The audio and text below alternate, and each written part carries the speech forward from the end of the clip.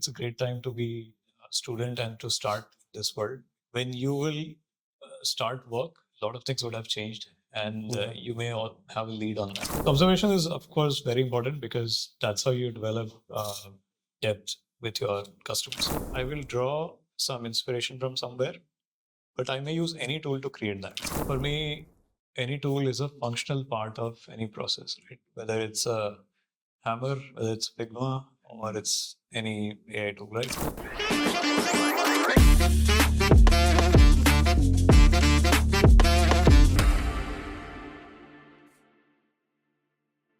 Hello and welcome to the podcast hosted by us, the students of ISDI Atlas Skill Tech University. Hello, sir. My name is Reham. I am a third year student doing strategic design management. I'm Devansh Pruthi, and I'm a third year student in communication design. And I'm Sri Lakshmi, and I'm also a third year student in communication design. Nice to meet you all. Nice to meet you too, sir. Today we have Mr. Anurag Bartare, who is a product designer, strategist, and also an innovator. We love to have you here, sir, today. It's a pleasure. Yeah. So, sir, your career journey has taken so many fascinating turns, and you and your team have also won an Oscar-winning Life of Pi for visuals. How was your experience? I think films has always been my deep interest, and that's why I started my career with that. Somehow, luckily, I found one of the best place to work, and that led me to a lot of amazing experience, and of course, winning Oscar for Life of Pi was also one of them. Definitely a high point of my professional life, and the proof is that even 15 years later, 13 years later, we're still talking about it. So yeah, Right. very proud of that. And I think that kind of gave a decent validation on, right? You know, if you're interested in something that you really want to do, just go for it, right? So I would put that in that kind of story. Yeah. Were there any challenges that you faced while shooting for Life of Pi? So I was, for the context, I was involved in the post-production work, which is your visual effects. So I worked on a lot of scenes which include tiger, boat, Right. water, right, sky. So these kind of shots we created. Of course, I assume that everyone knows that these are CG elements, right? These are not real. So the whole movie was shot in a tank. Yeah. So I worked in many of these shots, and it was fairly challenging because this is the first time we were doing a stereo film, which means a 3D film that you use special glasses to watch, right? And all of our processes were meant for 2D films, which has just one single plate for each shot. It is the first time we are dealing with two plates for each shot, your left camera and the right camera. So working on that was a whole new level of challenge. We had to transform our processes to fit into the new method of doing this. So yeah, I think even after so many years, I still feel the kind of innovation that we did. I do go back to it whenever I'm stuck at some place, and I do go back and look at like how did I resolve things over there. Yeah. So your experience over there is kind of like, you always look back to it as like when you are facing a challenge, and is that what you would like to say? Yeah. Because see, when you're young, you are trying to discover a lot of things by experimenting, right? And over time, you develop certain experiences, right, with these events, and you have certain learning that builds up. Sometimes you forget what you did like 10 years ago, so you have to go back to that time and think of few things. Yeah. And unless you keep thinking of that or keep living in past, then you don't recall them fast enough, right? So does it serve as a motivation for you to work currently, right? It does. Yeah. Because in Hollywood films, quality is never compromised, Yeah. right? It's always at the highest. So same ideas, same fundamentals, they translate into design work. And there's a lot of overlaps in the work that I used to do earlier versus now, especially the aesthetics part, the compositions, the the pixel perfection, right? So all of these things, they're kind of similar in both worlds. Do you sometimes go back and reflect on your journey and then think about what initially drew you to design? Many things, but I think my interest has primarily been in creating things. So now, as of now, it's product design. It can be woodworking from a few years from now. Maybe I'll retire with like a small workshop in some countryside. I don't know, right? But in my personal life, I do a lot of DIY stuff. I like to build things, right? And I'm always looking at if I have few things in my hand, what can I make out of that? So I think that is a push I had since childhood. I would Right. I would even put it like this: that film was a diversion. And I came back to what I like to do more. Yeah. You must really love Legos and mechanics, right? Actually, no. No? That I discovered quite late in Oh, life. okay. Maybe in my when I was at Ather, then I discovered this.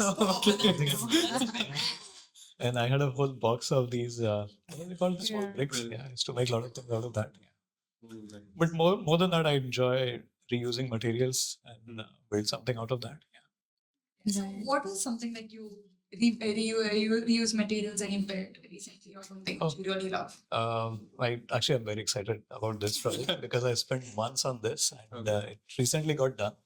So I have two sets of hi-fi speakers and I wanted to build a stand for them.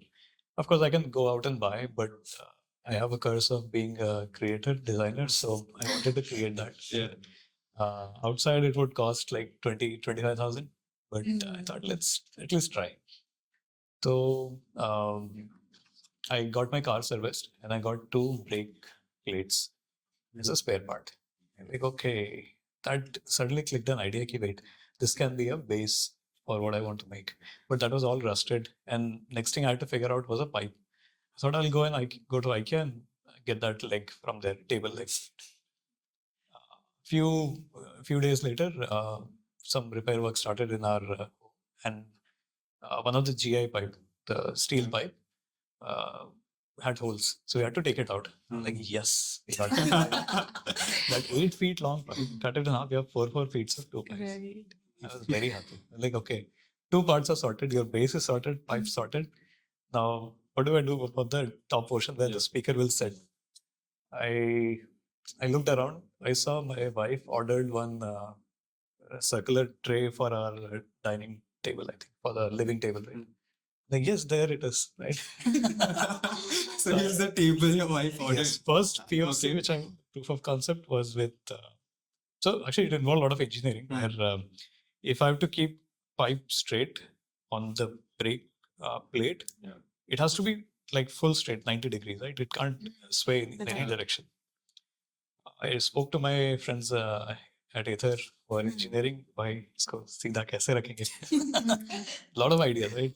Could use different kinds of materials, but the simplest idea was guy gave was use cement, make a cement column that can fit your leg into the base. I used it. I never worked with cement. This was the first time I did. Wow. So I think it took almost 3 months to figure all of this out. It This was the first time I'm challenging. doing all of this, yeah. But second leg was done in 8 days from Yeah, because cement you setting took to it the out. final. I was very happy with that. It's standing in my hall now. Two speakers are nicely placed on them, and I tell that story to everyone. It's a part of your wall of fame. A wall of fame. Yeah, yeah, Right. for sure. I Yeah. think we'd love to see those. I'm images actually writing a case study on that. I think it should be Wow. up soon because I have put not only like cement work in that, metal work, a little bit of, but also some woodwork in that. So the base is not directly connected with the pipe. It has a little bit of wooden detail next to it because I didn't want that transition to be stark from just wood to iron. It has a nice even transition. So yeah, You worked with Ether, as you mentioned Aether energy. before. Yeah. So you've also worked in the EV sector for so many years now. What were the challenges that you faced there? So it's a three-part answer. First thing is that Aether started the whole electric revolution in the country because before that we had electric vehicles, but they were very low powered. They were not something you Right. would buy as a cool factor, right? They were far away from on the opposite side of cool factor, right? That company made these product into a whole new segment, right? And it created that revolution that even government got interested. You have subsidies and you have so much of investment that is happening in this industry, right? So Ether was at start point of this, and we spent a lot of time in first of all building these products, But the major challenge was how do you bring customers in, right? So our first challenge was to make customers, make two-wheeler riders get used to this idea that EVs are powerful. They are safer, better vehicle. They are more balanced, and they have better life as well, right?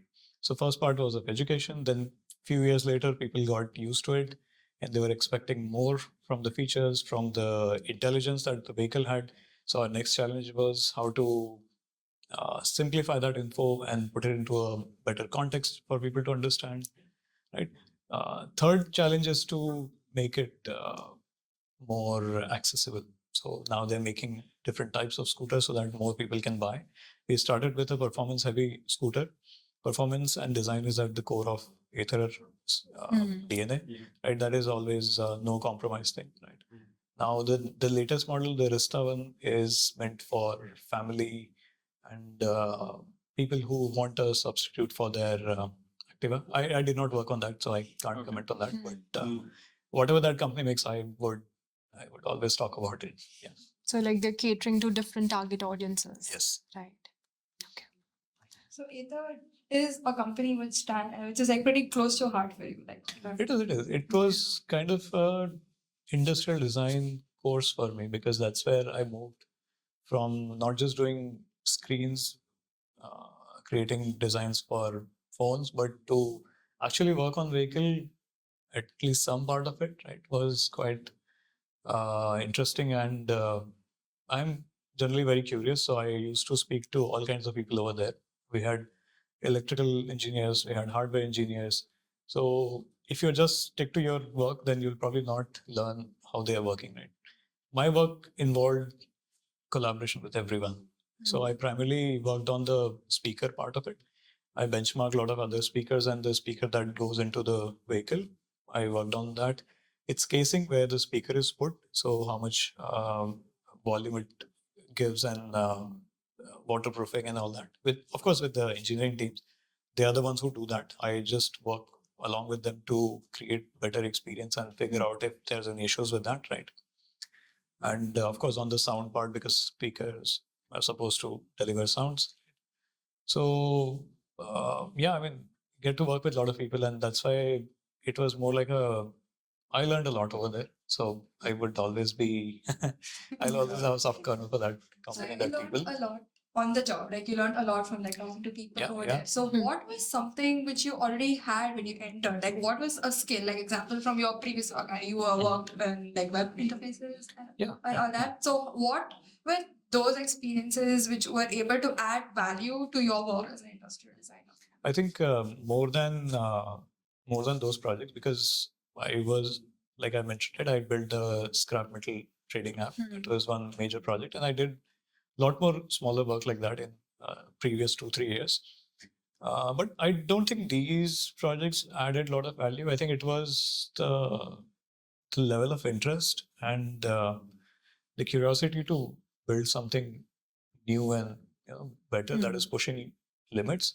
And generally, what happens is that people want to work with people who have similar kind of qualities, right? Right. At base level. That team had a lot of energy, the design team at Ather, right? And I think I kind of matched that when I joined there in 2017. That's how I made it. So yeah, to get to the solution for Ather, right, the EV, how you must have had to observe a lot in your surroundings, and there's this thing called active observation. You can't be passively sitting back and observing. So how do you suggest people go about actively observing and looking around, right, taking in actual information? Okay, I'll only speak from my experience. Yeah. Because I do not have a lot of depth in psychology, and I think even on research side, I don't think a lot of depth. I have functional depth, right? I can make things work and get information that I need. My go-to thing is to just go to places where people are not acting, right? People are behaving on their own. That's why I love traveling in buses. I still do, because that allows me a great deal of time to just look at people. Of course, not stare at them, but passive. Yeah. Try not to be creepy. So you observe there, habits. You observe what they're doing. Like, Hmm. for example, in buses, I realized there are a lot of people who can't type because maybe for some reason, like maybe they don't Because know the how to bus is type. shaking, maybe. Maybe I think, right? They Yeah. use audio transcription, it's Mhm. called. Or nowadays, it's primarily the voice notes that Voice they're notes, sending. yeah. But I've seen a lot of people speaking in Kannada and it types WhatsApp Hmm. and talking like that in WhatsApp itself, right? Yeah. They're not typing; they're saying it writes over there, and it's an amazing observation because this is one way of communicating which without keyboard. So imagine Yeah. your app may or may not have keyboard as well. So observation is of course very important because that's how you develop depth with your customers. Yeah. And of course, you can do interviews, you can go and talk to them, but that is a more active thing which may not have always the right answers. Yeah. Because that is primarily focused, that's called primary research, Yeah, and yeah. people tend to answer questions. What they want which- to say. Exactly. Yeah. So, yeah. That's true. As we keep having this conversation, you've mentioned about your experiences in a lot of different industries and everything. So as you've been in so many industries, you've observed like a lot of trends which are emerging, like what all kinds of innovation which have been happening. So what are your predictions for the future? Like what do you see is gonna come in new in innovation? Like maybe in mobility or Um, actually, it's a very vague question, but I will speak from tech side, right? From the functional side. I don't know about the products, how they're gonna scale or where they're gonna go, because if you look at these events, like there is CES that happens in US every January, I think, December, Yeah. January, where you'll find a lot of companies pushing in all different directions, right? This year, there was this Japanese company that has uh, created a spoon that increases salt content in your food without adding salt. Amazing thing, right? So it's happening in all directions. But from purely from product design point of view, from tech side, I think you cannot ignore AI anymore, right? It is something that is gonna uh, change a lot of things, and it is already doing that. Yeah. So I have a lot of hopes, and even as a industry professional, also we are also learning as everyone else. Yeah. So it's not like that we have figured out everything and we are ahead of that. No, we're not. Maybe students are ahead of that. The only thing that we can do is find new tools, learn about them, and see how they can improve our work. yeah. So AI kind of excites you. It does. It does. Yeah. I'm very excited about any new thing that has potential of making a big impact. It used to be blockchain. I'm sorry that I have to use word. I hope it's still making impact somewhere else, but not that I am aware of, except for the cryptocurrencies. Yeah, it's one of the use case. But yes, AI has a variety of use case, and in every domain, every sector, the implications are quite intense. Yeah. Can we say that AI has become paramount? We, we must say that. We should definitely say that. As you previously mentioned, that AI is currently being used in every step of the process, or is, being incorporated, right? So how do you think that changes the way we approach human-centric design, using AI? I thought about this Mhm. because I often see discussions happening that it's gonna change everything. But what is that change? I think Hmm. that's where there's a lot of ambiguity. My opinion is, or my stance on this is that fundamentals and thinking doesn't change. That you have to do, irrespective of what technology comes in. Technology is supposed to aid to that, like the example that we discuss in our class, right? It can help you improve your processes, increase efficiency a lot, right? But beyond that, what it's going to do, I can't say as of now. Right? Okay. So could you just tell us about a few projects that you've witnessed where AI has actually made a huge impact, or has, been a game changer? Oh, the one where I work currently. Mhm. So, Dashtoon is a AI comic platform where comic books are generated through generative AI, right? We also make our own content, and even our users can make their own comic books, right? This itself is a big use case, and it's a direct use case of a generative AI. Yeah. So up until then, like your Midjourney in Tally, you can create things out of that, right? But something like this has a real use case. So if it does well, then it becomes its own phenomenon. You never know.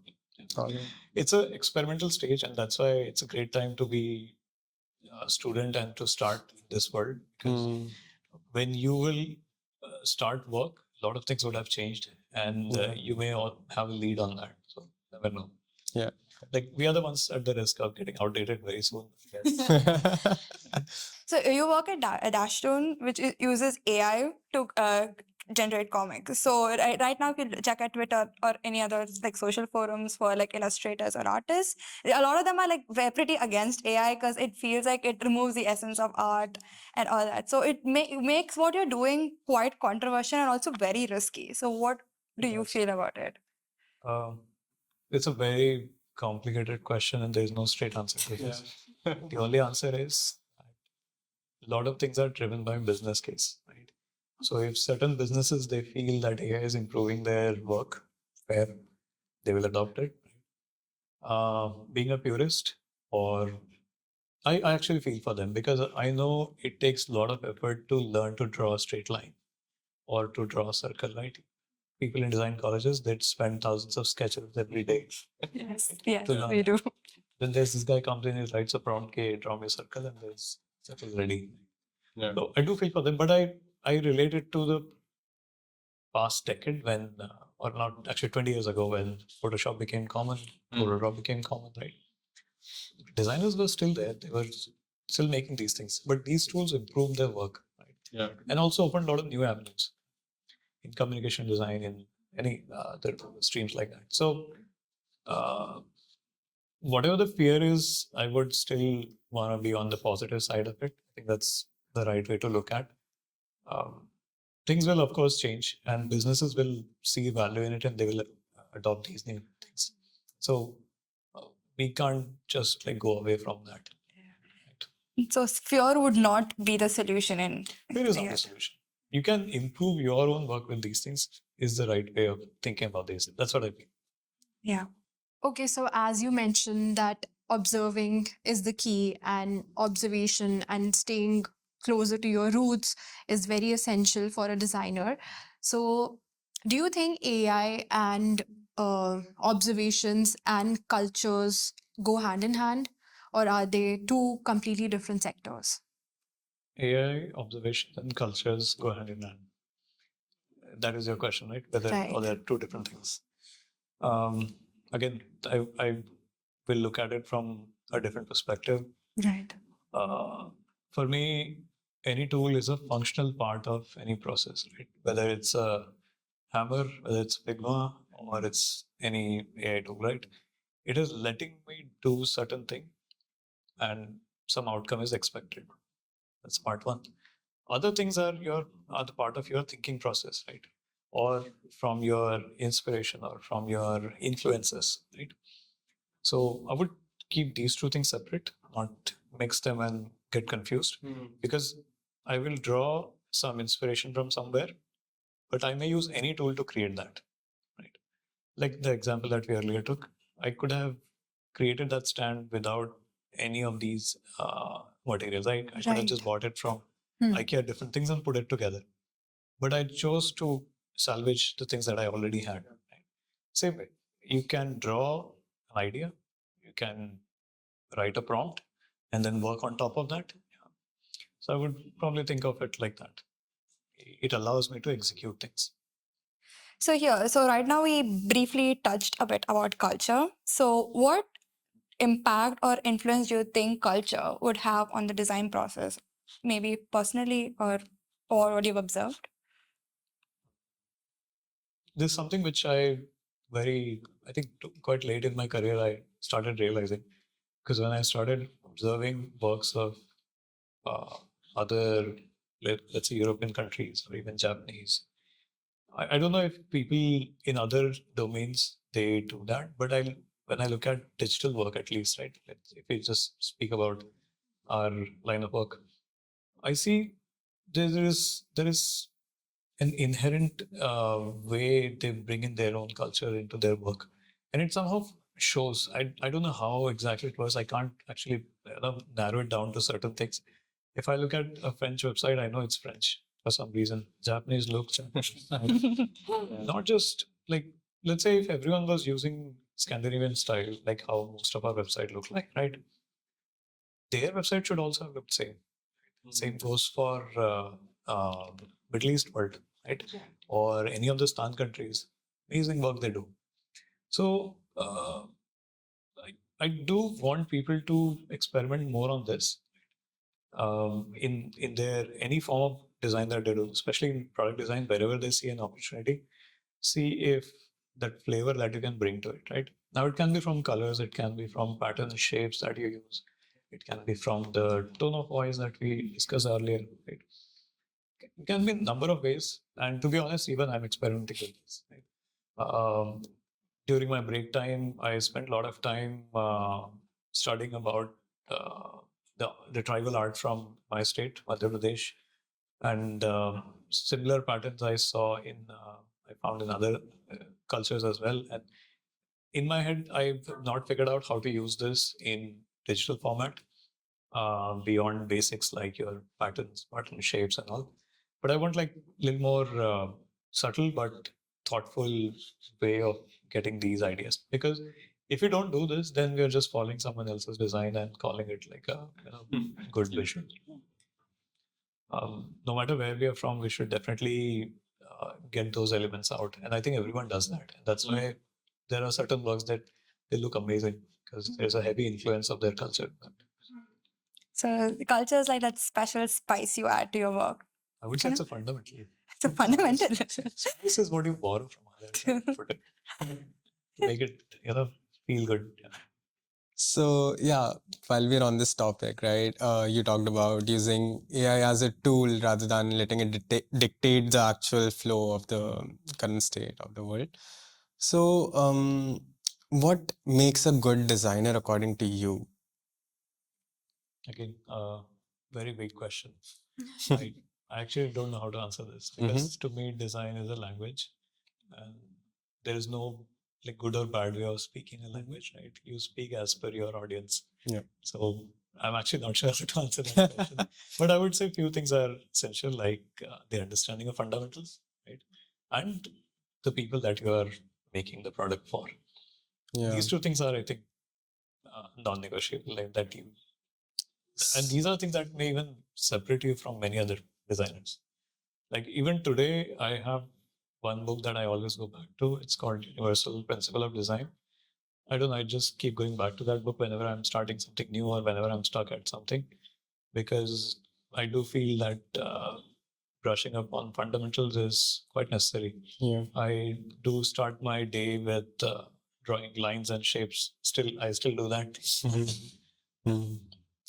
Yeah. So like I noticed that you had been looking for an intern or a junior designer to work with a few months ago. So I'm sure our viewers would also like to know how they could land an internship with maybe working for you or with you. Yeah, so could you please expand more on that? Okay. I would briefly put it like this, that um, whatever that internship is for, show that work and make sure that work has the level of craft that is needed, right? And there's a certain level of finish that is required, which now has become a baseline for any of the portfolios that we see, right? Yeah. It doesn't matter whether it's a like fresher or 1 year or so, but basic level of quality nowadays is very important. There are reasons for that, right? Because 10 years ago, mobile apps were evolving, right? And the expectation of user was not maybe as much as it is today. So subpar quality of work is not something that can that anyone would like. Even nowadays, business owners also understand this very well, which means that everyone in the team has to have a base level of quality. There should be no compromise on that. So I would definitely insist on that part, that whatever your core skill is, whether it's UI design, whether it's research, whether it's problem solving. Make sure you excel at that and show that very well. Like, don't get bogged down by processes or methods, but let your work show all of that. So have one thing that you're really good at and then have peripherals. Correct. Yeah. Got it. That's my opinion, because I do hire people who are required for visual design or entry level UX roles. Yeah. But different roles may have different requirement. Like a researcher role may have a different requirement. So your portfolio should speak for that requirement. Definitely, yeah. But it should not be a buffet. It should not be a veg Ah. thaali. Jole rehlo. So, like from our conversation so far, we have noticed like the landscape for design and design education has been evolving, like with new tech and all that coming in the way. So, what do you think as design students need to be prepared to navigate through this tricky landscape while also being like pretty true to who they are, like what design means to them? I think I'll go back to my, again, 2 points. One is stay updated with the new developments, right? Have a very open, curious mind towards new tech that is coming up.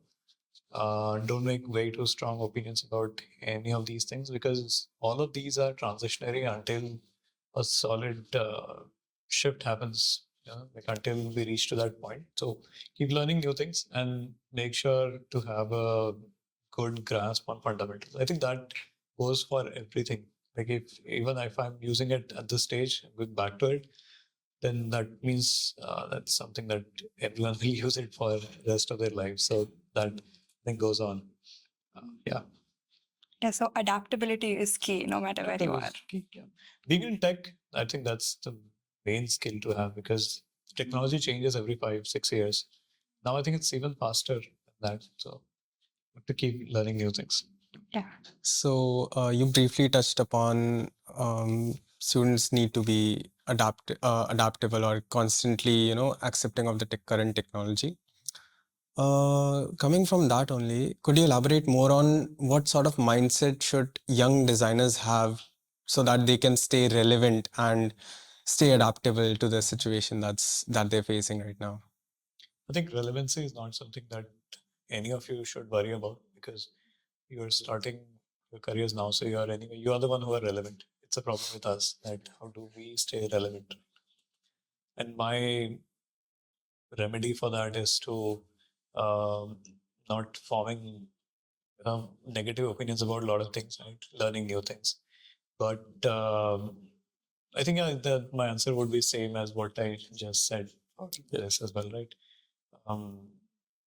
Like learning new things which was coming up, and practicing those things actually is kind of important, right? Oftentimes we know that these are fundamentals, but we don't really practice them. Yeah. That's what happened with me. I think for quite some time, I didn't get to actually work on few things, being in management positions, right? So hands-on work gets backseat, and it may happen that you may, like, your blade is not as sharp as it used to be, right? So you keep practicing that. And I do that a lot nowadays, because my current job allows me to create a lot of hands-on work, right? So I practice sketching every day. I practice colors, shapes, and different things that I do need to use in my day-to-day life. Yeah. So, what excites you the most about the introspection of AI, design, and sustainability altogether? What excites me most? Hmm. Actually, none of these. What excites me is the people. I've always loved working with fun and energetic people, and I do look for those kind of teams to work again. And I really miss my previous team in that matter, because that team has a lot of energy, and it's a whole different vibe. And building something is great, but building something great with amazing people, it's a whole different level of high. That is something that excites me a lot about product design, and it's beyond any new tech or any new trend or anything. I think I would probably put it like that. Yeah. We also have learned and know that you have a passion for photography and also for music. How does that influence your design or your designs? So photography was kind of there for quite many years, but I did not take it seriously until 2019 because I realized I can't do a lot of things, so I should focus on few things and do them well. That's when I started focusing more on photography apart from my design work. I did experiment with a lot of genres and finally settled on documentary style of photography where I like to spend time with people, document their stories or event or about something, right? And I've been doing that for last few years. And my larger goal with this is to uh, publish my work as a series of work and maybe someday see myself with a stall in Cochin, Binale. Yeah, that's the eventual target. But I do enjoy that. And after quitting films, I kind of miss that part of the world where colors, compositions, and storytelling comes into play. And photography was like an obvious choice after that. Yeah, where I have more control, where I have my own style, narratives that I can play with. Yeah. So I actually deeply love that work. And also music that too influences Music your has design. been on and off for quite a lot of years. I mean, I wish I had spent more time on that, and I plan to do that this year because my first target was to get my first photo book published, which I did last year. And now I have some time to focus on music. So hopefully this year I'll create something. Yeah. That's amazing. We're excited to learn more about your books, your documentaries once they're out. We would love to read them. So my current book is called Turkeyist. It's Okay. based on my travel to Turkey back in 22 December. This book is an experimental book which has a narrative of